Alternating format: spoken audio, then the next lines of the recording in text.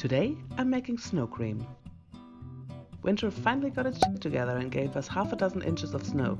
It looks beautiful and I can't wait to make this annual treat. And it's super easy. All you need is a base.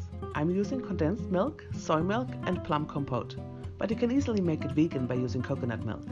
Combine everything in a bowl and give it a good stir. You want the base well mixed so that incorporating the snow later will go easier. Next up, grab a bowl, put on your mittens and head outside to grab some snow.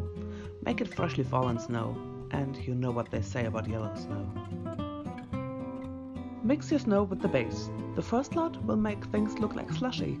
At the second, things gonna start looking a lot like ice cream. Already it's time to serve. Add sprinkles, whipped cream or syrups according to your taste. I hope you enjoy this wintry treat. If you have any questions, please leave them in the comments and I'll do my best to answer them. Thanks for watching. Goodbye.